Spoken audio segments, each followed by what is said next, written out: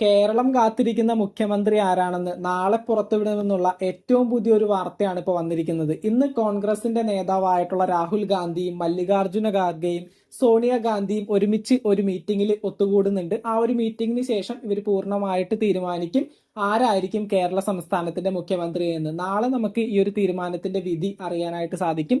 ഇന്ന് ഉച്ചവരെയും MLA-മാരുടെ അഭിപ്രായങ്ങൾ അനുസരിച്ചുകൊണ്ട് ക്യാബിനറ്റ് മീറ്റിംഗിൽ ഏകദേശം 63 കോൺഗ്രസ് MLA-മാരിൽ 45 MLA-മാരും KC വേണുഗോപാലിനെ സപ്പോർട്ട് ചെയ്യുന്നത് കൊണ്ട് ഏറ്റവും കൂടുതൽ സാധ്യത KC വേണുഗോപാലിന് എന്ന് തന്നെ പറഞ്ഞുകൊണ്ട് ഒത്തിരി വീഡിയോസും കാര്യങ്ങളൊക്കെ നമ്മുടെ വാർത്താ മാധ്യമങ്ങൾ റിപ്പോർട്ട് ചെയ്താക്കണ കണ്ടായിരുന്നു. പക്ഷെ അതിലുപരി കോൺഗ്രസ് ഏകദേശം കുറച്ച് നാളുകൾക്ക് മുമ്പ് ഇവിടെ ഒരു ഷാഡോ ഇൻവെസ്റ്റിഗേഷൻ ഗ്രൂപ്പിനെ അലോട്ട് ചെയ്തിട്ടുണ്ടായിരുന്നു. അതായത് കേരളത്തിലെ ജനങ്ങളുടെ മനസ്സറിയാൻ വേണ്ടിയിട്ട് ഒരു ഷാഡോ ഇൻവെസ്റ്റിഗേഷൻ ഗ്രൂപ്പിനെ അലോട്ട് ചെയ്തിട്ടുണ്ടായിരുന്നു.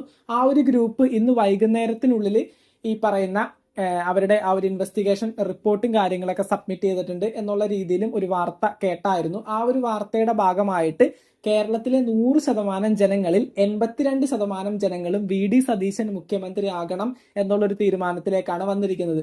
അതിലൂടെ ഈ പറയുന്ന ജനവികാരം ഇത്രയും വലിയ തോതിൽ VD സതീശനിലേക്ക് വന്നതുകൊണ്ട് തന്നെ ഈ ഒരു മീറ്റിംഗിന്റെ ഭാഗമായിട്ട് VD സതീശനെയും KC വേണുഗോപാലിനെയും കൂട്ടിച്ചേർത്തുകൊണ്ടായിരിക്കും ഈ ഒരു മീറ്റിംഗ് ഇപ്പൊ കണ്ടക്ട് ചെയ്യുന്നത്. അതായത് ഈ രണ്ട് പേരുകളും അവരുടെ മനസ്സിലുണ്ട്. ഇനിയിപ്പോ കൂടുതൽ ജനവികാരത്തിന് താല്പര്യം കൊടുക്കുന്ന പാർട്ടിയാണ് കോൺഗ്രസ് എങ്കിൽ തീർച്ചയായിട്ടും നാളെ പ്രഖ്യാപിക്കാൻ പോകുന്ന പേര് VD സതീശന്റേതായിരിക്കും. അതിലുപരി ഈ പറയുന്ന കോൺഗ്രസിന്റെ 63 MLA-മാരിൽ ഭൂരിപക്ഷം നോക്കിയിട്ടാണ് ഈ ഒരു മുഖ്യമന്ത്രിയെ തീരുമാനിക്കുന്നതെങ്കിൽ തീർച്ചയായിട്ടും KC വേണുഗോപാൽ മുഖ്യമന്ത്രി ആവാനായിട്ടാണ് സാധ്യത. എന്തൊക്കെയാണെങ്കിലും ഈ ഒരു സമയത്ത് ഒരുപാട് ചർച്ചയാണ് ഈ പറയുന്ന മുഖ്യമന്ത്രി ആരായിരിക്കും എന്നുള്ള കാര്യം. 3 പേരുകളാണ് സജീവമായിട്ട് കേട്ടുവരുന്നത്: VD സതീശൻ, KC വേണുഗോപാൽ, രമേശ് ചെന്നിത്തല. അതിൽ നിന്ന് രമേശ് ചെന്നിത്തലയെ ഏകദേശം നമുക്കിപ്പോൾ മാറ്റാൻ പറ്റും. കാരണം ആളൊരു സീനിയർ നേതാവാണെങ്കിലും ജനവികാരം ഏറ്റവും കൂടുതൽ VD സതീശനിലേക്കും MLA-മാരുടെ സപ്പോർട്ട് വന്നിരിക്കുന്നത് ഏറ്റവും കൂടുതൽ KC വേണുഗോപാലിലേക്ക് തന്നെയാണ്.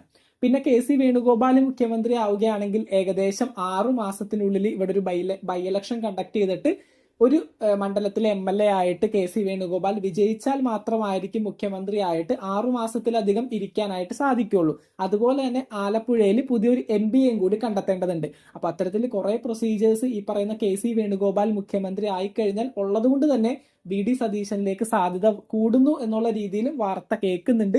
എന്തൊക്കെയാണെങ്കിലും MLA-മാരുടെ സപ്പോർട്ടും MLA-മാരുടെ പിന്തുണയും നോക്കിയിട്ടാണ് മുഖ്യമന്ത്രിയെ തീരുമാനിക്കുന്നതെങ്കിൽ KC വേണുഗോപാൽ മുഖ്യമന്ത്രിയായിട്ട് നാളെ സ്ഥാനമേൽക്കും.